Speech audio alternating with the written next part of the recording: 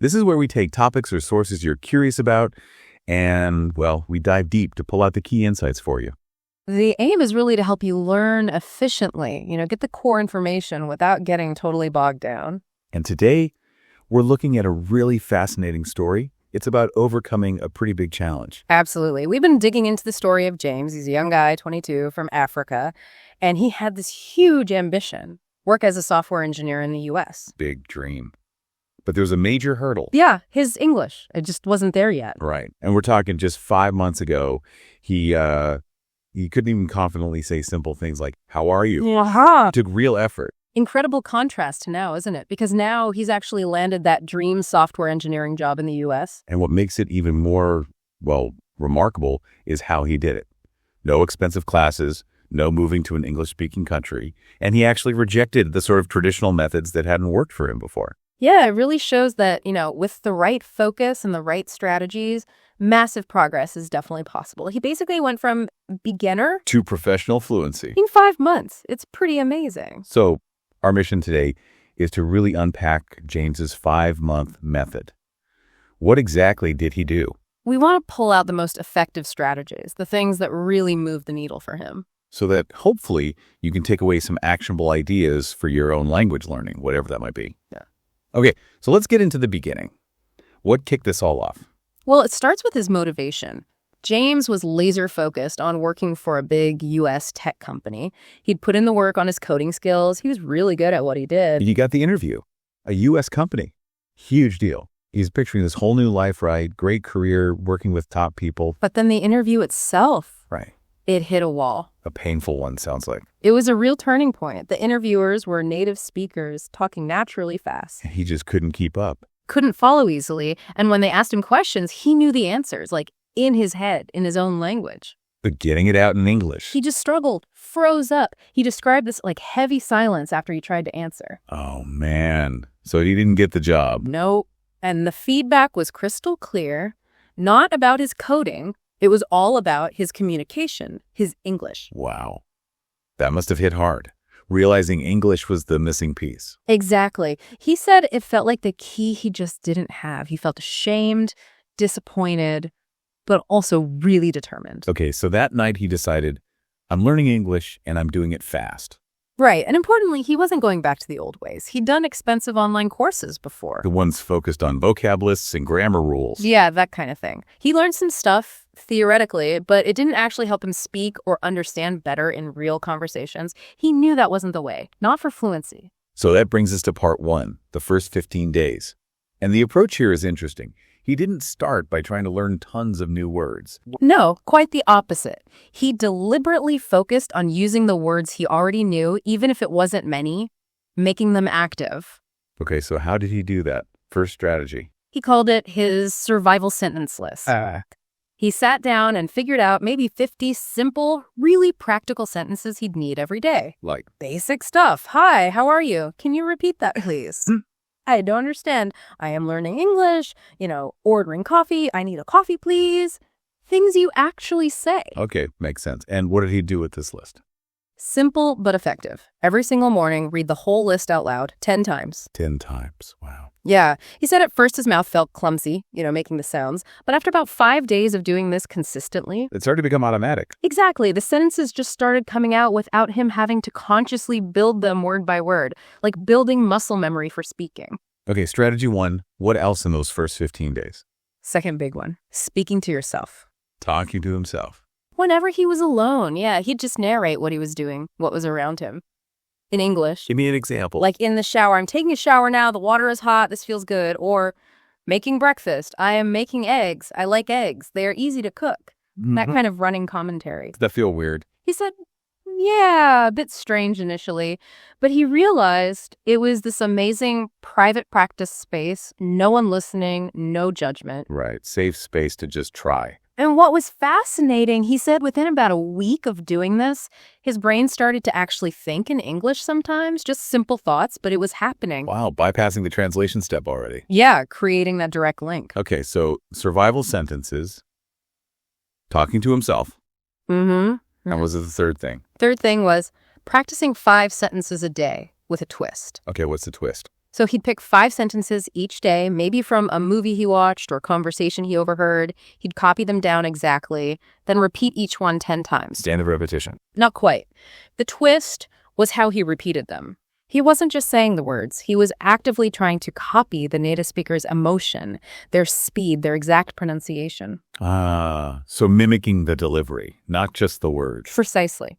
The goal was to fix his accent, sound more natural, catch the rhythm of the language. So after these 15 days, these 3 strategies, what was the result? He said it was a really noticeable shift. He started translating less in his head before speaking. The basic sentences were coming out more automatically. Yeah, without that painful construction process.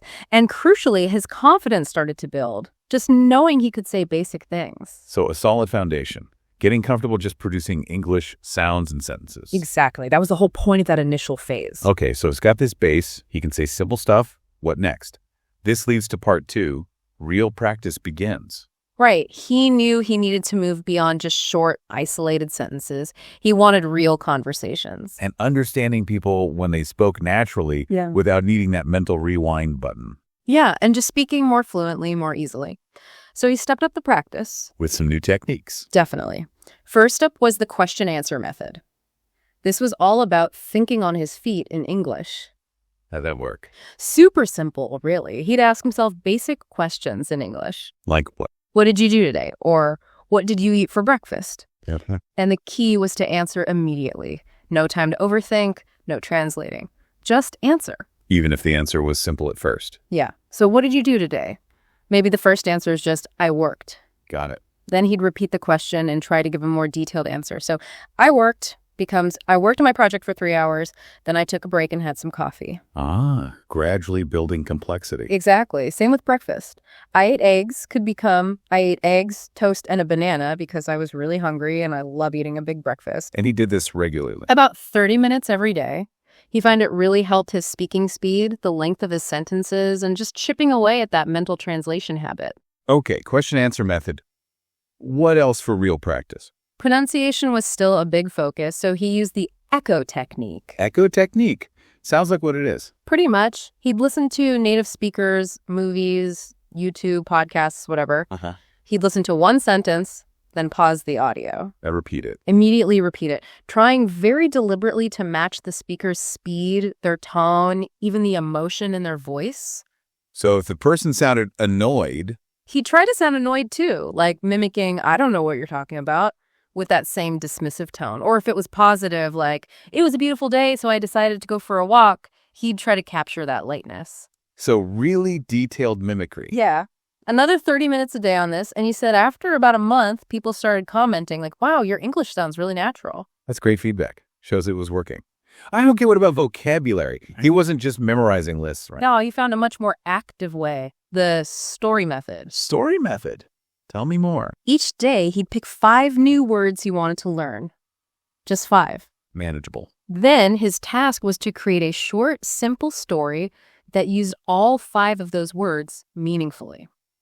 He'd write a little story. Yeah. Then he'd read that story out loud 10 times. Okay, repetition again. But in context. Yeah. He gave an example. New words were excited, invitation, party, arrive, surprise. Right. His story was something like, I was very excited because I received an invitation to a big party. When I arrived at the party, I got a huge surprise. It was my birthday party. Connecting the words, making them stick together. Exactly. He said by doing this, using the words actively in a story he created, he learned over 1,000 new words in about 3 months. And crucially, he could use them, not just recognize them on a list. That's a big difference. Okay, so thinking on his feet, pronunciation, vocabulary. What else? He mentioned wanting to think in English. Yes, that was a huge goal, Yeah. breaking that translation habit completely. He had a few strategies for this. Like what? One was just constantly describing his surroundings, but mentally in English. So walking down the street. He'd be thinking, okay, the sky is blue. The weather's hot today. I see people walking. That man is wearing a red shirt. Just observing and naming in English. Internal monologue. Exactly. He also kept up the self-questioning, but focused on the present. What am I doing right now? I am sitting here. I'm drinking coffee. I am writing in my notebook. Reinforcing the immediate connection between action and English. And he started keeping a daily journal, just writing about his day, his thoughts, whatever, all in English. Did he notice progress there? Yeah, he said within a month, his writing went from really simple, almost childish sentences to sounding much more natural and fluid. So the cumulative effect was? That eventually the English words just started coming to mind directly. The translation step faded away. That's the goal, isn't it? Okay, one more thing in this real practice phase. Yes, a big commitment. The 2-hour English speaking rule. 2 hours. Every day. Every single day. No excuses. He made a firm promise to himself to actively speak English for at least 2 hours. How did he manage that? I mean, who do you talk to for 2 hours? Well, when he couldn't talk to others, he kept talking to himself. A lot. The narration practice continued. Yes, and he'd consciously speak English during daily chores, cooking, cleaning, walking, just verbalizing everything. Workouting pockets of time. Exactly. And whenever he felt like slacking off, he reminded himself why he was doing it. English is my future. I cannot quit. That determination kept him going. That 2 hours of consistent speaking must have been huge for fluency. Absolutely critical, I think. Just getting the mouth moving, making the connections day after day. Okay, so he's built this strong foundation. He's practicing consistently, thinking in English more. Now we get to part 3, my final breakthrough. What changed here? His focus shifted a bit. It became more about refining the details, grammar, sentence structure, and really building solid confidence. Getting beyond just functional fluency. Yeah, moving towards sounding more natural, more polished. He started paying really close attention to how native speakers put sentences together. Not just what they said, but the structure. Exactly. He started asking why. Like, he noticed native speakers using I have been learning versus I am learning in ways that maybe felt different from the textbook rules he remembered. Realizing school English isn't always real-world English. Precisely. So he actually started researching how tenses are really used in everyday conversation, looking for common sentence patterns.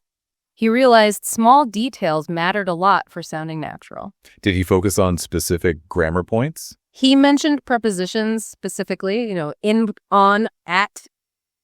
Always tricky. Tell me about it. So he kept a notebook just for confusing prepositions. He'd write down examples he heard or read and then look them up or listen carefully to how native speakers use them to figure out the pattern. Active investigation. Yeah. And his diary writing evolved too. He wasn't just writing simple sentences anymore. What was he doing? He started trying to consciously copy the style of things he was reading, blogs, books, news articles, trying to use similar sentence structures, more sophisticated vocabulary in his own writing. Integrating reading and writing skills there. Okay, what about pronunciation? More work on that. Yes, he intensified it with a technique called shadowing. Shadowing. I've heard of this. It's pretty intense, right? It is. He'd find videos of native speakers, put on headphones. And repeat everything immediately. Yeah. Trying to speak at the exact same time, matching every word, the speed, the rhythm, the intonation. It's like being their shadow. Sounds difficult. It is. But he'd do it for about 20 minutes a day and said he noticed a big jump in his pronunciation and accent within weeks, really honing that authentic sound. Wow. Okay. Did he still watch movies? Yes. But again, more actively, he'd watch with English subtitles. But he'd pause after pretty much every sentence. Repeat it out loud, focusing again on the pronunciation, the tone, the rhythm of how the actor delivered the line, not just passively watching and reading. Turning entertainment into active practice. Smart. Definitely. But during this whole refinement stage, he had another big realization. What was that? That just having the language skills wasn't enough. Confidence was just as important. The fear factor. Exactly, the fear of making mistakes. He realized it holds so many people back, and it had held him back too sometimes. He'd hesitate, wanting to be perfect. So how did he tackle that? He made a conscious, deliberate effort to just speak whenever he had the chance. At work, in shops, with friends who spoke English, just push past the fear. And what happened? Were people critical? Mostly the opposite. He found people were generally really understanding, even encouraging. They appreciated the effort. That positive feedback loop helped build more confidence. Makes sense. Did he have specific strategies for talking to native speakers, which can be intimidating? Yeah, he did. He actually prepared for common conversations. He listed about 10 typical topics. How was your day? What do you do for work? What's your favorite food? That kind of thing. And he practiced formulating good, fluent answers for them. So he felt ready for those initial exchanges. Right. And then he took a bigger step. He joined an online group specifically for people practicing English. Ah, community of learners. Exactly. Everyone was in the same boat, learning, making mistakes together. That supportive environment really helped his confidence, and he actually made friends there too. That's great, building connections to the language. Okay, so this intense focus on refinement and confidence leads us to part 4, achieving fluency and key lessons. How did he know he'd sort of arrived? He described this moment, actually. He was doing his usual practice of talking to himself in the mirror. Still doing that. Yep, consistency. But this time, it just felt different. The words were flowing, no hesitation, no mental translation. It just came out naturally. Wow. The moment of realization. Yeah, and that spurred him to really test it. He joined an online meeting, a discussion with native speakers. The real deal. Was he nervous? A bit at first, he said, but then he just started talking, expressing his ideas, understanding others, and it felt easy, confident. He knew then that he'd really reached fluency. It's amazing. And this was about 5 months after he started this whole process. Roughly 5 months, yeah. So what does he do? He reapplies for that dream job. Full circle. How did the interview go this time? Completely different experience. He walked in confident. He communicated clearly, answered everything fluently, precisely.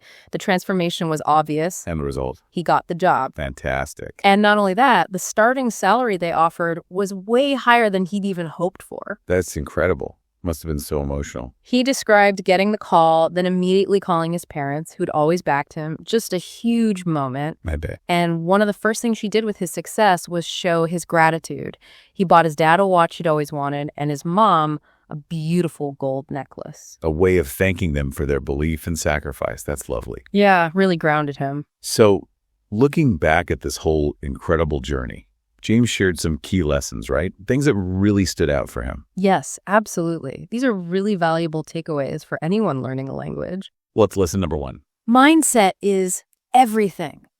He really stressed this, remembering how he initially thought he just couldn't learn English. And the shift that happened. He had to change his internal stories, stop saying I'm bad at English, and start telling himself English is learnable and focusing on progress, like I am improving every day. Believing you can do it is step 1. Powerful stuff. Okay, lesson 2. Surround yourself with English. Immerse yourself. Wow. Practical things. Change your phone language to English. Watch English movies. Listen to English music, even if you don't understand everything at first. Follow English-speaking people online. Constant input. Yeah, and actively think in English. Look around you and name things. That's a blue car. It's moving fast. Just keep the English flowing in. Makes sense. Lesson 3. Speaking without fear. This is huge. Acknowledge that fear of making mistakes is normal, but don't let it stop you. Easier said than done sometimes. For sure. But James realized most native speakers are actually understanding, just happy you're trying. You have to force yourself to speak in shops, at work, even just to yourself constantly. Practice is the only way past the fear. Okay. Lesson 4. Active listening and shadowing. Don't just hear English. Really listen to understand the nuances, the rhythm, how things are said. And the shadowing part again. Yeah, that practice of listening and immediately mimicking the speaker's pronunciation, intonation, everything. He found it incredibly effective for improving his accent and fluency. Got it. Lesson 5. Expanding vocabulary smartly. Ditch the long, random word lists you just memorize and forget. So what's the smart way? Learn words in context. Focus on whole phrases or chunks of language. Like instead of just memorizing the word happy, learn phrases like, I feel so happy today, or that movie made me really happy. So you know how to actually use the word naturally. Exactly. It sticks better and it's more practical. Okay, lesson 6. Grammar without books. Or at least not just books. He argued, you learn grammar more naturally by just using the language, listening and speaking a lot. How does that work? You start noticing patterns, you make mistakes, maybe someone corrects you, or you hear a native speaker say it differently and you adjust, like realizing people say he goes to school, not he go to school, just from hearing it enough. You absorb the rules through exposure. Learning by doing, essentially. Pretty much. And finally, lesson 7. Consistency over perfection. This is a big one. Don't wait until you think your English is perfect before you start speaking. That day might never come. Right. James started speaking from day 1, even when he only knew a few sentences. The key is doing something in English every single day. Speak, write, listen, shadow, whatever it is, just be consistent. Daily engagement. Even small amounts add up. Hugely. Consistent effort beats trying to be perfect sporadically. James's story is it's really something. A testament to focused effort, the right strategies, and that crucial self-belief. Yeah, he turned a major disappointment into this incredible success. Really inspiring. Absolutely. And it really shows you, the listener, that making rapid progress in English or any language is genuinely possible. You don't necessarily need the expensive courses or the perfect circumstances. His methods, these lessons, they provide a really practical roadmap, things you can actually start doing. So as we wrap up, maybe think about James's 5-month journey. Which of those techniques, those methods really jumped out at you? Is there one thing, maybe speaking to yourself or the story method or shadowing, that resonates with where you are right now? And the real question is, how could you maybe try integrating just one of those into your routine, starting maybe even today? Because ultimately, as James showed, that consistent, focused effort, that's where the real magic happens in learning. It really can unlock potential you didn't even know you had.